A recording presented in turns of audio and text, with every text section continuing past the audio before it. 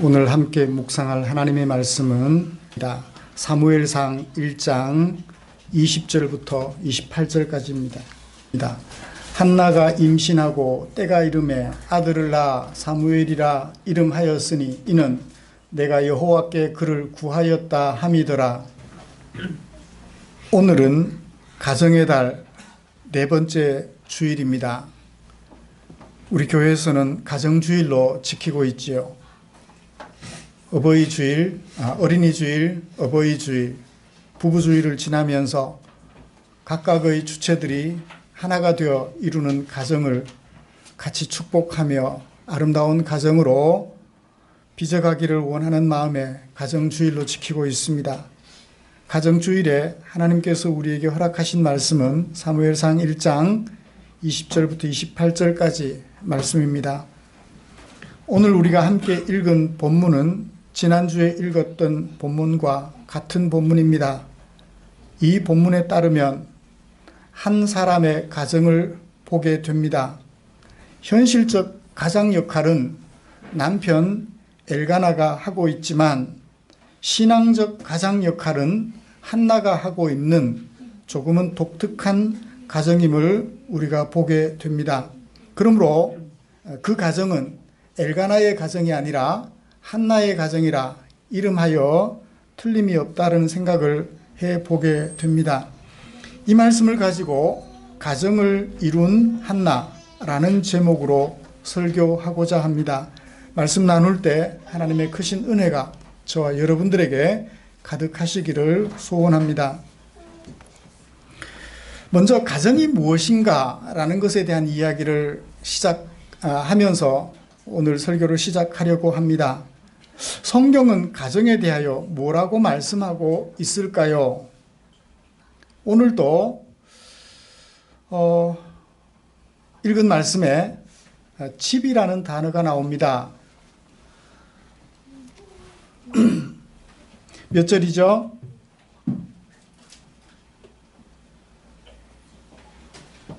하나님의 집이라는 얘기가 나와요.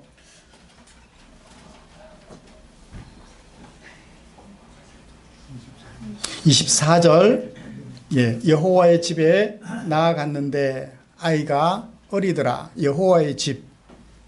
이때는 아직 성전이 지어지기 전입니다. 집.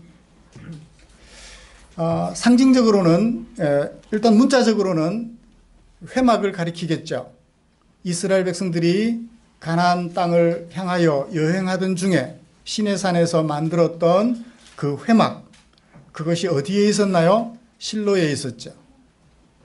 엘리는 그 실로에 있는 회막에서 제사장 역할을 계속해서 감당하고 있었던 것 같습니다.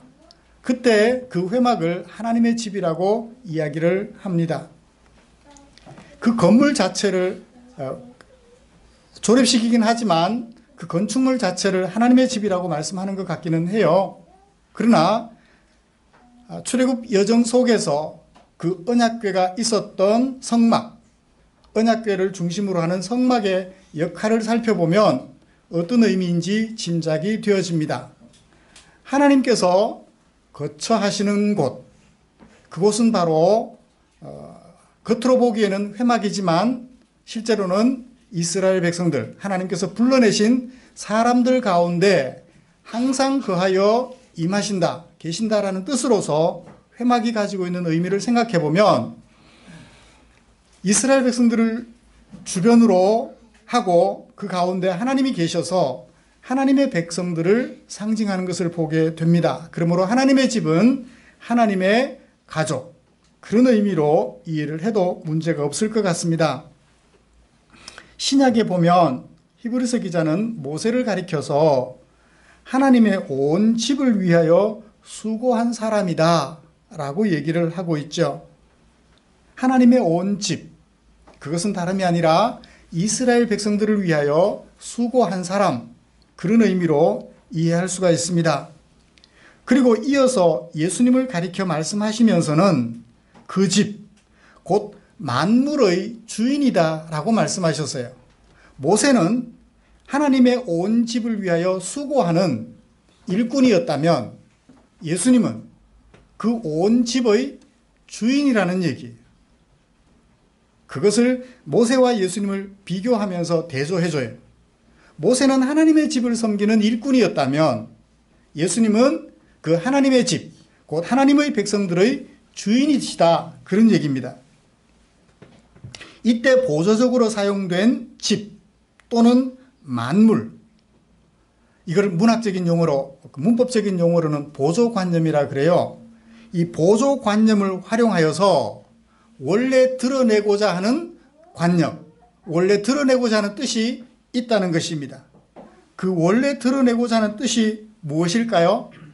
이스라엘 집 또는 만물, 집 또는 만물로 표현된 그 모든 것들, 모세는 그 집과 만물의 수종자였다면 예수님은 그 만물의 주인인데, 이 보조관념 집이 나타내고자 하는 것은 무엇일까요? 건축물 주택을 말하는 것일까요? 그렇지 않다고 봅니다. 다름이 아니라 사람을 말하는 거죠. 어떤 사람? 하나님의 사람들. 예수님과 모세는 주택을 건축하는 건축가가 아니기 때문에 예수님을 가리켜 건축물의 주인이다, 그렇게 말을 할 수는 없죠. 예수님은 모든 하나님의 백성들을 지으셨으며 모세는 예수님께서 지으신 그 모든 백성들을 위하여 수고하는 사환이었다, 그런 얘기입니다. 그래서 이스라엘 백성들을 하나님의 명령을 쫓아 애굽에서 나와서 가나안 땅으로 인솔하는데 사환처럼, 종처럼 그 역할을 감당했었죠. 또 사도 바울은 이런 얘기를 합니다. 불순종하고 헛된 말을 하는 사람들을 가리켜 가정을 온통 무너뜨리는 사람들, 그렇게 얘기를 해요. 불순종하고 헛된 말을 하는 사람들, 이들은 어떤 사람들이라고요? 가정을 온통 무너뜨리는 사람들이다. 그때 그 가정은 어떤 의미를 가지고 있죠? 건축물을 말하는 것은 아니겠죠? 불순하고 불순종하고 헛된 말을 하는 사람들이라면 그 사람들 때문에 무너지는 것은 무엇일까요? 사람들이 무너지죠. 그러므로 여기서도 가정이라는 보조관념은 원래의 뜻, 사람들을 말한다고 보아 틀림이 없을 것입니다. 그렇습니다. 조부모와 부모 그리고 자손들이 어우러져서 함께 살아가는 그 공동체를 가정 또는 집이라고 표현하는 것을 우리는 알 수 있겠습니다. 이렇게 말하면 이 일을 제기하시는 분들이 있어요.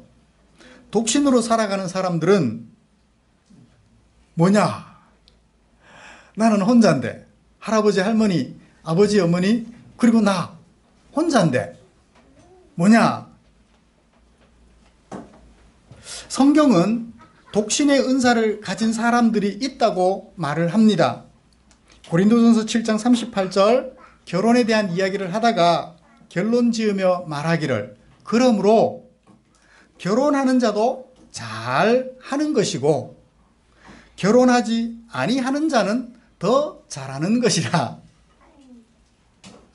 결혼하는 것과 결혼하지 않는 것의 호불호를 말하지 않고 결혼하는 것도 괜찮고 결혼하지 않는 것도 괜찮다, 그렇게 얘기를 해요. 다시 말하면 결혼하여 부부가 되고 자손을 낳아 또 다른 공동체를 만들어도 괜찮고 그렇지 못해도 괜찮다, 그런 얘기예요. 그러나 그가 독립적인 가정은 이루지 못했다 할지라도 가정의 구성원인 것은 분명합니다. 자식은 없지만, 적어도 아내는 없지만 남편은 없지만 누구는 있어요? 아버지 어머니는 있잖아요. 그러므로 내가 독신으로 산다고 나는 가정을 못 이루었네 라고 말을 한다면 어폐가 있다는 거예요. 결혼하여 가정을 이루든지 가정을 이루지 못하든지 가정의 구성원이면 틀림이 없다는 것이죠.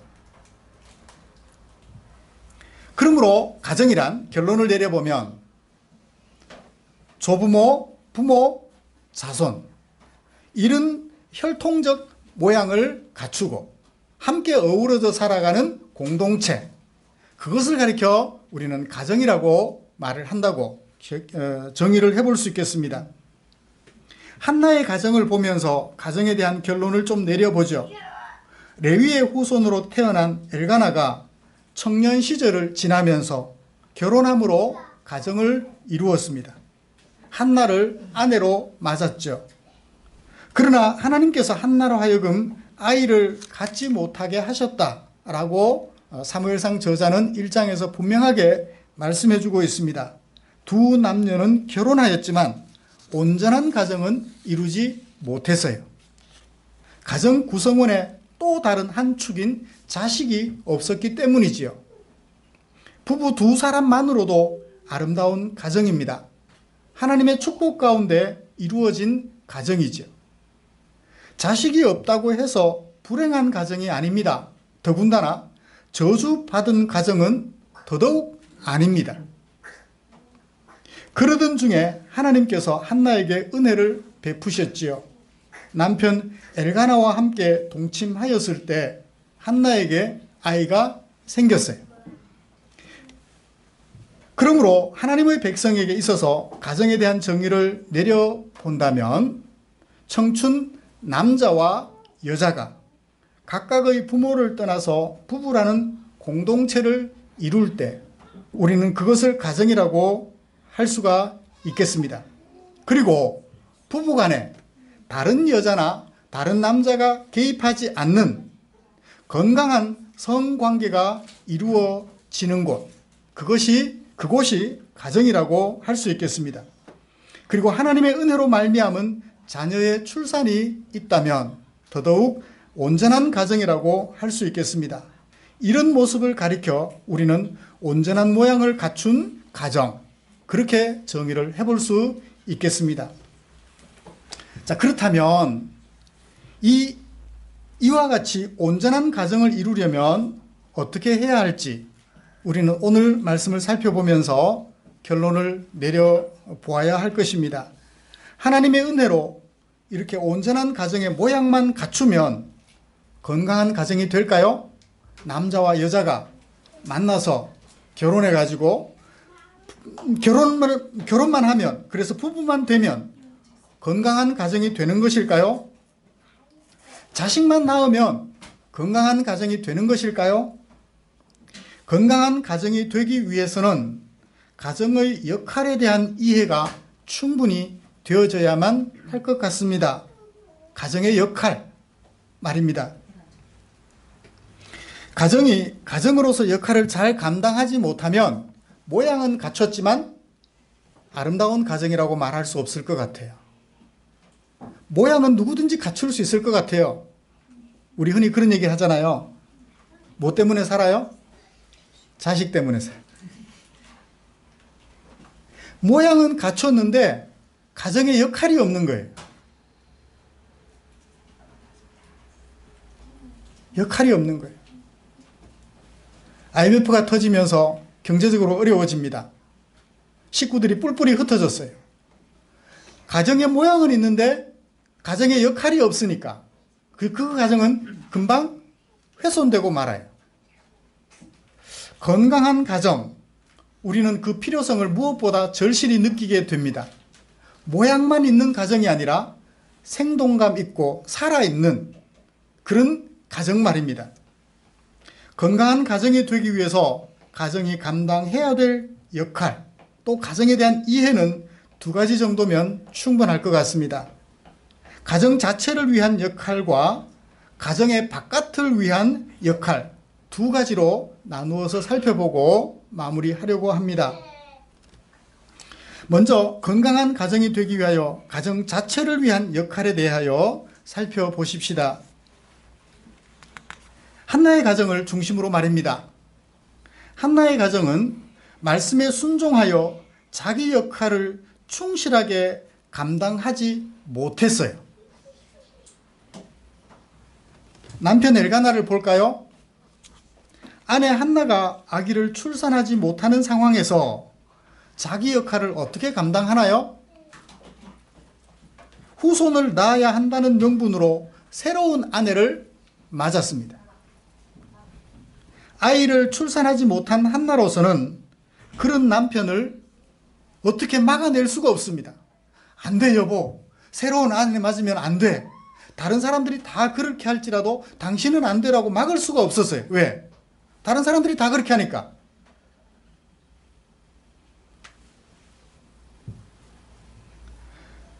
이 엘가나는 결혼을 종족 보존을 목적으로 삼았던 것 같습니다.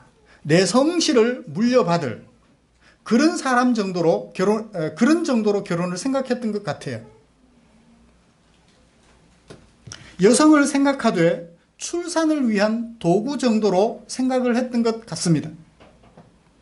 한나는 이런 의식에 사로잡혀 새로운 아내를 맡고자 하는 남편을 이길 수가 없었죠. 당시 시대적 가치가 결혼은 후손 낳기 위한 거야. 여자는 아이 낳는 도구야. 그렇게 생각을 하니까 이 엘가나도 그 생각에서 벗어나지 못하는 거예요. 우리나라는 한때 그랬죠. 딸만 있는 집에는 아들을 낳아야 된다고 시바지를 드리기도 하고요.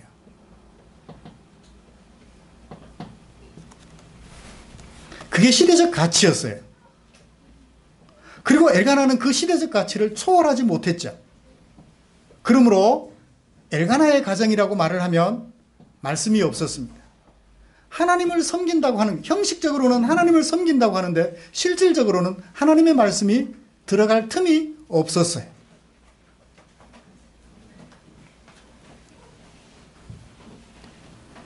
엘가나가 가지고 있었던 그런 생각은 하나님의 말씀과는 전혀 상관이 없습니다.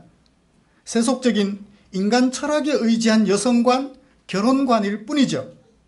여러 가지 이유로 인하여 임신하지 못하는 여성들에게 모든 책임을 전가하는 남성들의 갑질일 뿐인 것입니다. 요즘은 의술이 발달해서 불임의 원인이 남편인지 아내인지 분간이 되죠. 옛날에는요. 그걸 분간하지 못하는 옛날에는 무조건 모두 누구의 책임? 여자의 책임. 만약 그때도 의술이 발달이 돼서 불임의 원인이 남편이었다는 게 알려지면 부끄러워서, 그쵸? 부끄러워서 쥐구멍이라도 찾아야 되겠죠. 그런데도 의술이 발달하지 못하다 보니까 떵떵거려요. 여자를 잘못 들여서 아기가 없다고. 새아내를 맞았지만 여전히 아기가 없어요.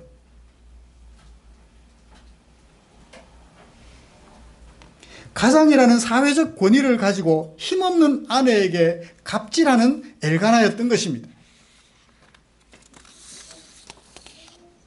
하나님의 말씀이 없었어요. 만약 그때 엘가나가 진정 하나님을 생각하는 사람이었다면, 형식적으로 하나님을 예배하는 사람이 아니라 진심으로 하나님을 생각하는 사람이었다면 어떻게 하죠? 그래요.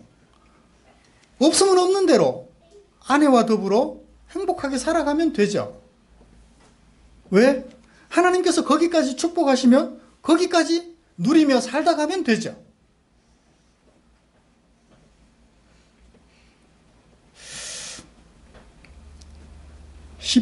한 4, 5년쯤 전인 것 같습니다. 이제 파친회에서 종친인 파친회에서, 종친의 세부적인 영역 파친회에서 족보를 만든다고 경주에서 모임이 있다 하여 아버지를 대신해서 가본 적이 있습니다. 족보를 이렇게 뒤적이다 보니까 후손이 없이 끊어진 집이 참 많아요. 아들이 없어서 거기에서 후손이 끊어진 거예요. 딸만 있는 집에는 마지막으로 딸 이름들만 기록해놓고 그 밑으로 없어요. 그런 집이 많더라고요. 남성 중심의 가부장적 가족 제도인 유교, 그 영향으로 딸이 있는 집에는 자식이 없는 것과 같이 취급되는, 그게 세속적 가치관이에요. 이스라엘만 그랬던 것이 아니라 우리나라도 그랬던 것 같아요. 그 가정에 말씀이 살아있었다면 자식이 있고 없고는 큰 문제가 되지 않을 것입니다. 왜요? 하나님과 함께 살아가니까. 하나님과 함께 살아가니까 말입니다. 두 번째로 엘가나의 가정을 좀 살펴보시죠. 정말 가정 안에서 서로 역할을 감당한다면 어떤 역할이 있을까요? 서로를 지켜주고 보살펴 주어야만 합니다. 새로 들어온 분인나를 한번 보지요. 1장 6절. 여호와께서 그에게 임신하지 못하게 하심으로 그는 한나를 말합니다. 하나님께서 한나에게 임신하지 못하게 하셨어요. 이유가 있었어요. 그의 적수인 분인나가 어떻게 하나요? 한나의 적수인 분인나가 한나를 심히 격분시켰다 그래요. 그래서 괴롭게 했다고 그래요. 왜 괴롭게 했나요?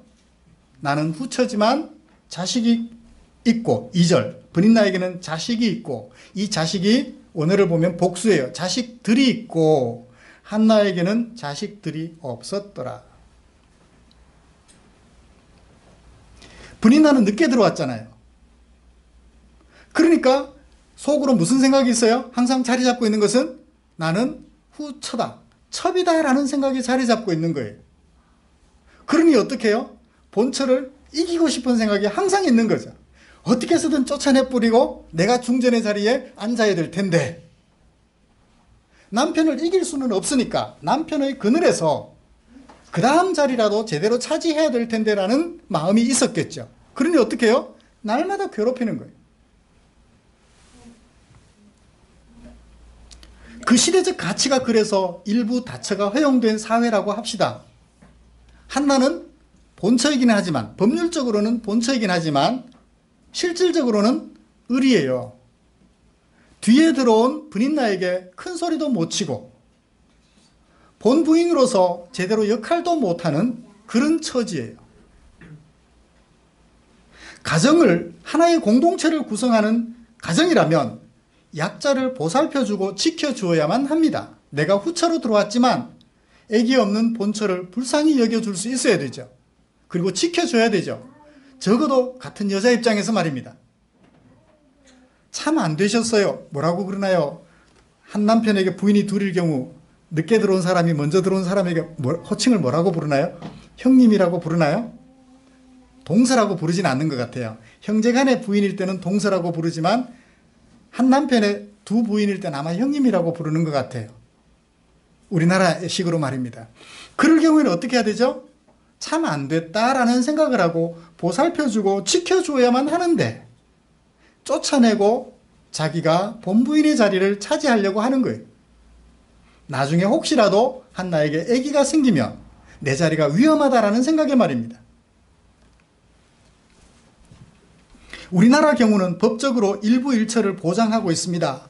법적으로는 남녀 평등을 보장해주고 있어요. 그럼에도 여전히 같은 문제가 발견됩니다. 그러므로 법으로 약자를 보호해주고 있다 하여 약자가 보호되지는 않지요. 마음으로 서로를 존중하며 약자를 보호해 주어야 비로소 그 식구들이 서로 그런 역할을 감당할 때 건강한 가정, 아름다운 가정이라고 말을 할 수 있을 것입니다. 분인나는 그렇다 치고 남편 엘가나는 어때요? 약자인 한나를 많이도 생각해 주는 것처럼, 대단히 훌륭한 것처럼 그렇게 생각했던 것 같습니다. 1장 4절과 5절. 엘가나가 제사를 드리는 날에는 제물의 분깃을 그의 아내 분인나와 그의 모든 자녀에게 주었는데 한나에게는 분인나에게 주었던 그것의 갑절을 주었다고 해요.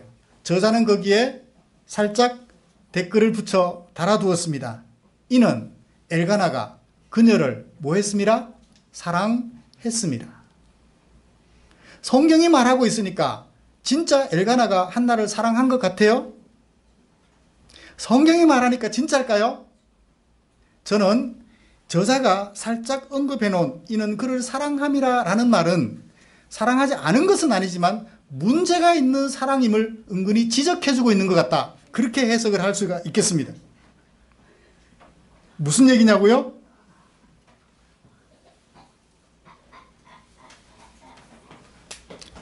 진정 엘가나의 그런 모습이 약자인 한나를 보호해주고 지켜주는 것일까요? 결과를 봅시다. 먼저 그것 때문에 한나는 어떻게 됐죠? 안 그래도 괴롭힘을 당하고 있는데 갑절로 준 것 때문에 더 괴롭힘을 당했어요. 그것도 해마다. 작년에 당했던 그 고통 더 크게 더 크게. 언제까지? 한나가 아기를 낳을 때까지. 우리 오늘 예배 시작하면서 예배 중에 교동문을 낭독했는데요. 거기 고린도후서 13장을 그대로 옮겨 두었습니다. 1절부터 3절까지 바울은 같은 표현 방식으로 3번 반복해서 사랑을 언급해요. 이러이러할지라도 이것이 없으면 사랑이 아니다라고 얘기를 해요. 주보 한번 펴서 보셔요. 뭐라고 되어 있는가? 사람의 방언과 천사의 말을 한다. 대단한 것 같아요. 그런데 거기에 뭐가 없으면, 사랑이 없으면 아무것도 아닌 것 같아요.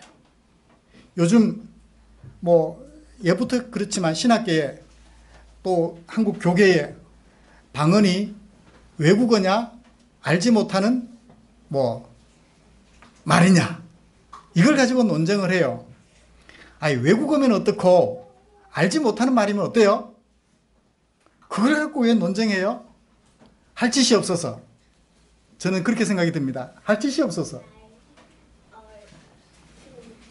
그거 할지라도 뭐가 없으면, 사랑이 없으면 뭐예요? 소용이 없고 울리는 꽹과리가 될 뿐이에요. 그게 외국어든 그게 알지 못하는 말이든 우리 마음속에 뭐만 있으면 돼요? 사랑만 있으면 돼요.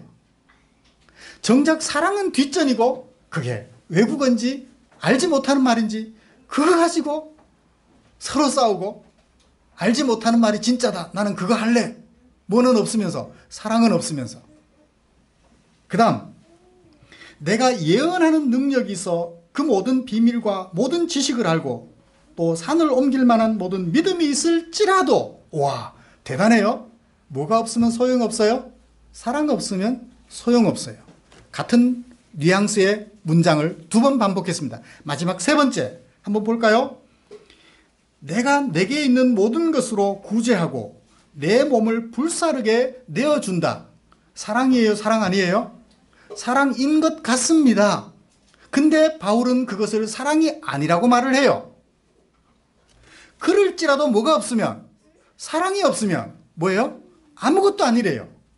내가 남편을 위해 내 몸을 불사르게까지 내줬는데 사랑이 없으면 그 불사르게 내준 것 아무것도 아니래요. 그러면 불사르게 내주는 것 이전에 뭐가 있어야 된다? 사랑이 있어야 된다는 걸 알 수 있어요. 사랑. 남편 엘가나가 아내 한나를 위하여 제물에 갑절이나 줬어요. 줄지라도 뭐가 없으면, 사랑이 없으면 갑절로 주는 것은 한나에게 의미가 있어요, 없어요? 없어요. 정말 엘가나에게 한나를 향한 사랑의 마음이 있었다면 어떻게 하죠? 아기가 없다고 새 아내를 맞아들이지 말았어야죠. 그게 정말 아내를 위해서 내 몸을 불사르게 내어주는, 사랑에 근거한 불사르게 내어주는 것 아닐까요? 사랑이 없었기 때문에, 불사르게 내어줄지라도 사랑이 없었기 때문에 새 아내를 맞았고 아내 한나에게 말로도 할 수 없는 고통을 가하게 했던 거죠.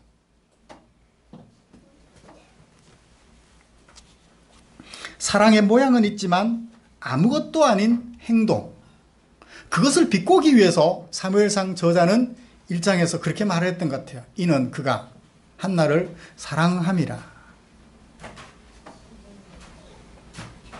정말 엘가나가 한나를 사랑했기 때문에 그가 한나를 사랑함이라고 말한 것은 아닌 것 같습니다. 사랑의 모양은 있지만 아무것도 아닌 행동하면서 사랑인 것처럼 착각하지 말았으면 좋겠어요. 그래야 건강한 가정이 될 수 있어요. 3번째, 이 부부간에 건강한 성관계가 이루어져야 참 사랑이 되는 것 같아요. 19절을 보시면 그렇게 하나님께 제사를 드리고 온 후에 엘가나가 한나와 더불어 어떻게 했더라? 동침했더라 라는 얘기가 있어요. 엘가나가 다 잘못했지만 한 가지 그래도 칭찬해 줄 만한 것이 있다면, 새로운 아내 맞았다고 부부관계를 그 새로운 아내와만 하는 것이 아니라 이전에 자신의 본 부인이었던 한나와도 계속해서 부부관계를 유지하고 있었던 거죠. 그나마 또 다른 여자를 찾지 않고 한나와 성관계를 유지하고 있었다는 것입니다. 그때 자녀도 출산 가능하게 되었고 부모와 자식이 어우러지는 온전한 모양의 가정을 이루게 되었습니다. 부부가 아닌 외부의 사람과 성관계가 이루어진다면 상호 신뢰는 물론이요 부부의 관계를 훼손하는 원인이 되기에 충분할 것입니다. 사랑하는 성도 여러분, 이쯤에서 가정 내 역할을 한번 살펴보죠. 가정이란 식구 수가 늘어나고 자동차가 늘어나는 곳이 아닙니다. 수영장이 있고 잔디가 잘 깔린 마당을 갖추는 곳이 아니에요. 아내를 사랑하기에 퇴근 시간을 기다리던 남편이 헐레벌떡 달려오는 곳이 가정입니다. 하루 종일 일하던 엄마가 눈이 빠지게 기다리는 아기를 보고 싶어 달려오는 곳이 가정이에요. 학교 갔던 아이가 하루 동안에 있었던 일을 궁금해하실 엄마 아빠를 생각하며 엄마 아빠에게 그 소식 들려주고 싶어 달려오고 싶은 곳이 그곳이 가정이에요. 서로를 쳐다보며 속삭여 사랑을 말하고 팔을 벌려 서로를 보듬어주는 그곳이 바로 가정이라는 얘기입니다. 각자에게 주어진 역할 충실하게 감당할 때 상대방도 안식하게 되고 상대방이 안식할 때 나도 안식하게 되는 그 아름다운 공동체가 가정임을 잊지 않는 저와 여러분들 되시기를 간절히 소원합니다. 그런데 이 가정은 가정만을 위해서 존재하지 않아요. 또 다른 가정을 위해서 가정을 위해서 역할을 하는 거예요. 사회를 구성하는 가장 기본적인 단위가 가정이기 때문입니다. 내 가정과 같은 가정이 여기 저기 위치를 달리할 뿐 많이도 존재합니다. 내 가정, 네 가정, 그 사람 가정, 저 사람 가정 등 참 많은 가정이 존재해요.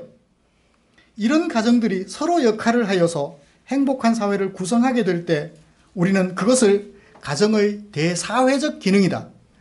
가정의 대내적 기능이 아니라 대사회적, 대외적 기능이라고 얘기를 합니다. 그러므로 나의 가정은 가족 공동체 각자가 사회적 활동을 가능케 하는 출발점으로서 역할을 잘 감당해야 되겠죠. 어떤 것이 있을까요? 자녀에 대한 인식이 바뀌어야 됩니다. 분인나는 자기 낳은 자식을 무엇을 위해서 사용합니까? 자신의 지위를 확보하는 도구로 생각해요. 내가 낳은 자식은 나의 엘가나의 아내로서 지위를 확보해주는 도구. 그러니까 그 자식을 백으로 삼아서 누구를 괴롭혀요? 한나를 괴롭히죠. 자식은 내 지위를 확보해주는 도구가 아니라는 것입니다. 그러면 한나는 어떻게 생각했을까요? 자식을 낳았을 때 하나님의 은혜로 자식을 낳았습니다. 후에 이름은 사무엘이라는 자식을 낳았죠. 그 자식을 낳았을 때 어떻게 하나요? 하나님께 드려버려요. 분인나처럼 똑같이 내 지위를 확보해주는 존재라고 생각을 했다면 드리면 안 되죠. 내 자식으로 키워야죠. 그래서 항상 한나가 사무엘을 들이밀며 야 분인나 봐라 내게도 아들이 있어 까불고 있어. 그죠? 그리고 엘가나를 꼬셔서 아니면 뭐 쑤셔서 분인나를 내보내버리게 해야 되는데 한나는 그러지 않았어요. 하나님께 드렸습니다. 왜 그랬을까요? 하나님께 아들을 달라고 구할 때 나를 괴롭히는 분인나에게 보복할 수 있게끔 아들을 달라고 구하지 않았습니다. 고통당하는 자기 현실이 안타까웠어요. 무엇 때문에 고통당하는 자기 현실? 자기 소견에 옳은 대로 살아가는 사람들 때문에 당하는 자기 고통, 분인나 때문에, 엘가나 때문에 당하는 고통이 너무 컸어요.